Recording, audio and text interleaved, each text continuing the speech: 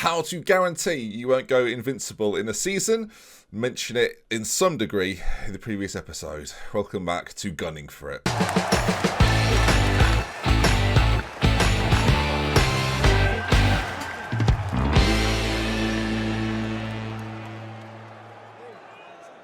Hello there viewers, welcome, good to see you again as we face today a challenge that I'm looking forward to. The first time in the series we face a former club in Aston Villa, but before that a Champions League game against Juventus. But let's briefly then talk about what's happened since we last met. A successful episode last time out, beating Lincoln, beating Liverpool. The L's received their L's, and we followed that up with another win against Lyon. Bournemouth, Watford both beaten before a 0-0 draw at home to Juventus. They're not too bad, as you'll see today. A 2-0 win against Stoke and a penalty shootout victory against Liverpool, our next opponent in that competition, Chelsea. So it gets even easier for us viewers. Fantastic. But yes, today then, Aston Villa and Juventus. But we're going into those games off the back of a 1-0 defeat. Newcastle United, of all the teams. Rashid Bentaleb with the goal, 74th minute, 11 finishing. So it seems under. It shouldn't be a striker, should he? Should be a creative midfielder who can't pass. I don't know what he's doing as a footballer. He's very fancy. They didn't make any subs, proving once again that is how you win in this game.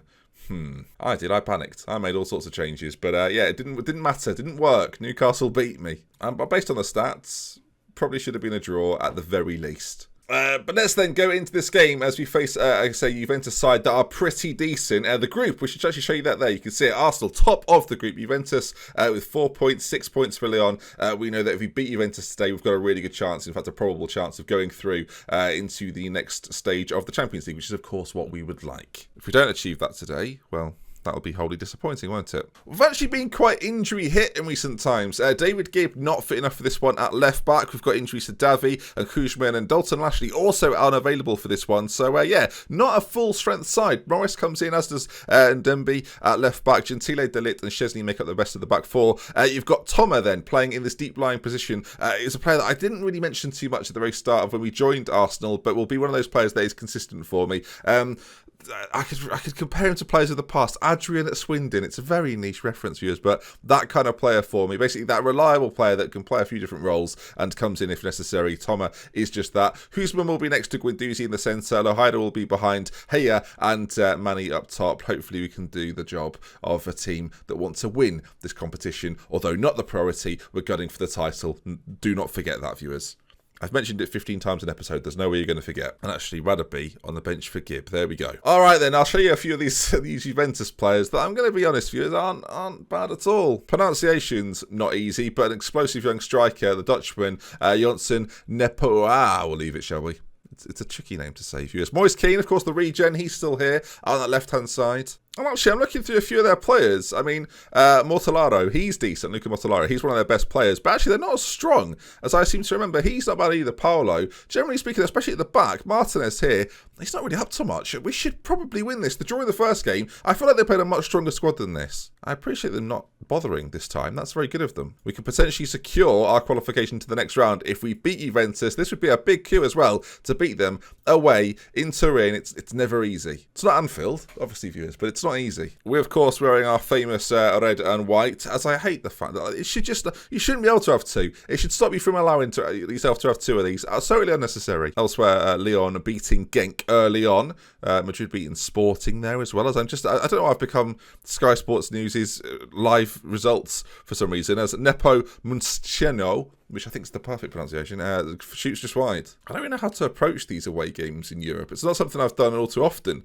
in this save, or this year on Football Manager. That's the big thing. Next year, of course, with the save I'm planning, there'll hopefully at least be lots of this. But yeah, the Champions League will be a competition I will get to know very well next year, all being well, as we've got a lovely ball forward. It's a shot on the target, but well saved by Clayton in the Juve goal and cleared away. Their fullbacks already looking a little tired. Good. Corner, though, for Juventus, played in. Paolo at the back post, a name I can pronounce as Moise Kean, nearly converts, but it'll be a free kick to us, as that highlight was a waste of everybody's time, wasn't it? It's only the weekend. We haven't got time to be faffing about with that. Bastian Toma at the base of our midfield has picked himself up a booking. Not the most sensible of choices by him, unless he did it by accident, which is possible. Manny, though, loses out on the ball, and now Paolo with a chance. I don't think this Juve side are actually up to too much, but so far they're doing it all right. They've looked relatively capable. I'm going to, no matter what happens here, we're going to get more positive towards the back end of this half, as Gentile there claims an easy effort on target from Juventus. I think we should go for them a little bit. I think we're sitting off, and actually, with a side as I gave them quite a lot of credit early on. I don't actually rate them. I've decided now. I'm gonna go for them a little bit. I'm gonna gun for them for a change. We've been the better team here, which is a complete lie, but the confidence might be a factor. As I'm now going to say, there's a lot more to come from you all, and I believe you've got what it takes. As I might move Thomas slightly further forward and, to say, go to a more attacking style here and really try and push for a goal. I think one goal might even be enough. I don't think Juve are up to much. Elsewhere, Inter winning their game. As for goals flying in all over, apart from here, which is not ideal. Morris has got a bit of an injury as well, I've noticed, as the corner's played in. Delict clears not very well, and we mentioned in pre-game, he's one of their star mans, Luca Mortallaro, with the goal, and we fall 1-0 down to Juventus, which makes the group quite interesting, considering we still have to play Lyon in this group. It will mean Juve will have got a draw and a win against us. Gentile falls to the ground, just sits down like he's having a picnic, and it's pathetic. Morris at the back, struggling. Our defenders not having their best time out here. Colette, I'm going to bring on and maybe play him as a right-sided midfield. I was going to play him as a wing-back, actually. I think that's probably the best way to go. Not a natural at right-back. The same goes for Reece Nelson as well. But we'll make a change, keep it fresh. The first action, he's got a throw-in, and that'll be maybe a chance to cross. Beats Moise Keane. Can you get the ball into the centre again? He's more attacking. As Moise Keane fouls him, was it on the edge of the box, viewers? What does our survey say? Quick, do the poll. There's no poll. We know it's going to be on the edge of the box. We've been here 1,000 times before. Why is this a thing? He's reviewing the footage, viewers. Did Moise Keane foul him inside or outside? I reckon it was just on the edge, but I mean, let's keep the mystery alive. Referee, watch your decision. There it is, just outside the box. Arsenal free kick. I would never have guessed. We've got an attack in. It's not like Juve have suddenly come at us, but we've rarely attacked with any sort of vigour. I think Radaby up front is the only option. Target man Radaby. He can play both roles. It seems outrageous, but they won't be expecting this, will they? Dwayne Taylor's going to come on for Lahida as well, behind the front two. We're going to go for this a little more. It's a corner. Toma plays in. Radaby, is he there? No, Clayton comes and claims in one of the most boring corner kicks I think I've ever witnessed. Why have I put Radaby up front? What am I thinking? Where's Svoboda, Ben? Play him. And now I've got to watch this. I mean, defensively, we're going to be good from corners with another. Viewers, hold on. It's going to watch the video. Was the foul inside or was it outside, viewers? We're over the side of the room. What do you think? Inside. Over the side of the room. Outside. They're going to be right every time. Idiots over that side of the room. Idiots. And the referee's decided it's just outside the box. Oh, you're right. It is September. I am absolutely sick of it. As the free kick, if this goes in, only to make it worse, viewers, flies over. Thank you for that minute we've had there. That's really enjoyable. Yeah, sure, I'm a little bit more annoyed because I've lost, but there's still 10 minutes to go. Come on. Radaby, the hold-up play, finds Taylor, who goes for it. I mean, that was very, very close. And we go from being in a position of going through in the group. If we bring up the league table, you can see from going through now to be level on points, 7 points. Our head-to-head with Juventus, because they're beating us, is superior as well. Still have to play Lyon, still have to play Genk, but it's been taken out of our hands a little bit, and it looks like, I mean, you lose to Newcastle, everything goes awry.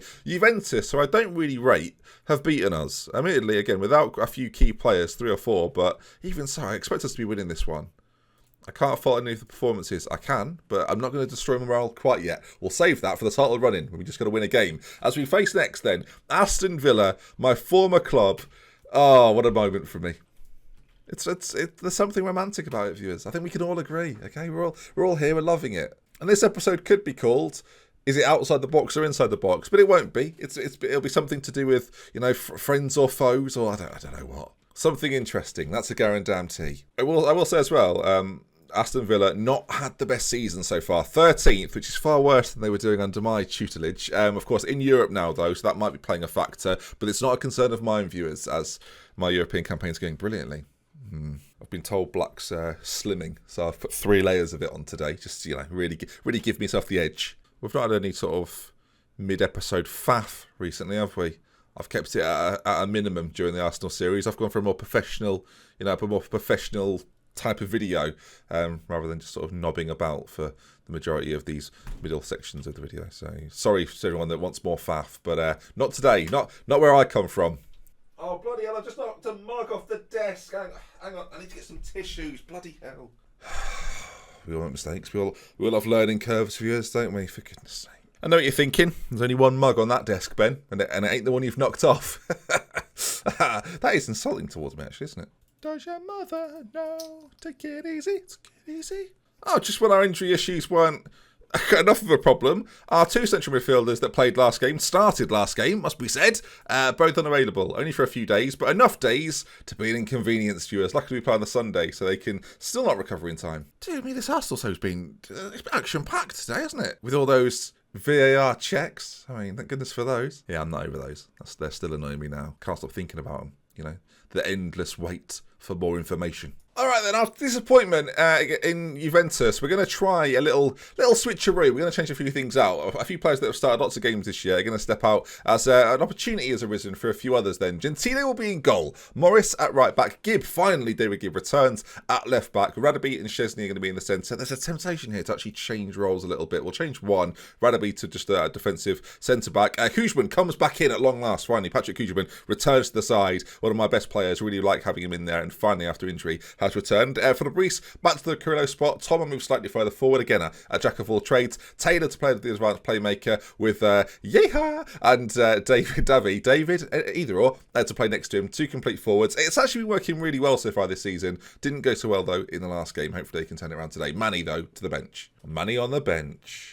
I'm actually going to place Svoboda as well over Rafael Henriquez, who I don't play. All right, then. There it is. There's the Aston Villa side. It's been pointed out to me in a recent episode that Menace, actually, it was a different one, and he's still at Villa, so that does confirm that. It says there that he's got a really good scout report, like he was going to be some sort of superstar. Doing well this year, are you? No, you're a joker. You're a liar.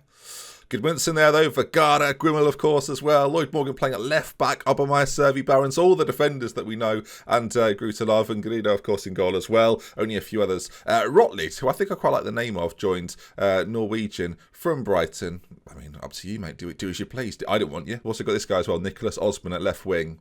Well, that's weak. So this should be routine. This should be a comfortable win against a pathetic side that was poorly built and really doesn't have a core strength to do any better than what it's doing at the moment. So that was probably very harsh. Let's just get it. Come on, we're in the lime green as they're in their traditional kit. We're at Villa Park, back at Villa Park before they move next season, I think it is, to their new stadium. Thanks to me, again, doing them a massive favour. Pulled them out of the depths of the Championship after I did get relegated with them, but to no fault of mine. But then, yeah, I mean, recent seasons they've done very, very well. Performing way above expectations as a not that long ago recently promoted club.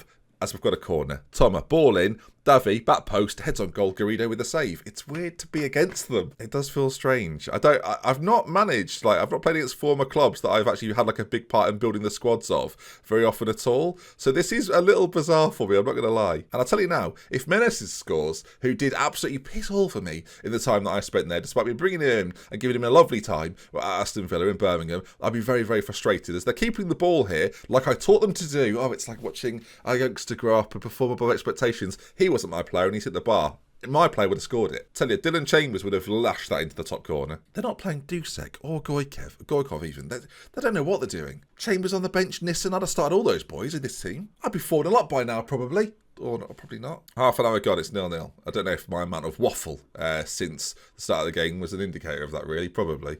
I wonder if that's going to stain. I hope it doesn't stain.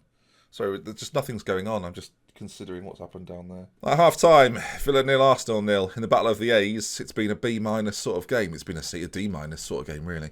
I'm going to say I'm not happy. They're embarrassing me in front of my former fans, former players, former staff, former Q, and tell me what you think of me.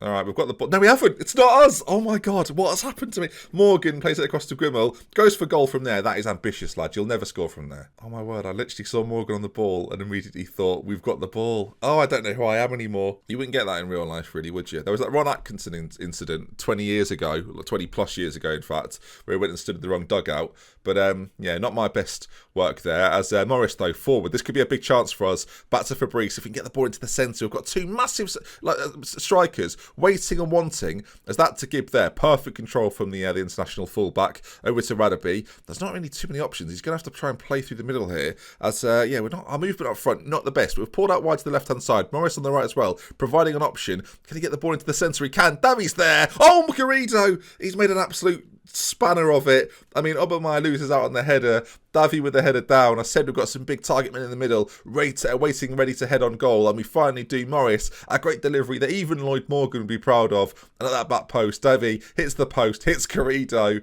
Oh dear, Villa. What's happened there? I've infected them with that. That's completely in my image as well. Chambers has come on. I'll tell you now, 2-1 Villa this'll end. Grimwell races forward. Challenge comes in. Chambers hits the post.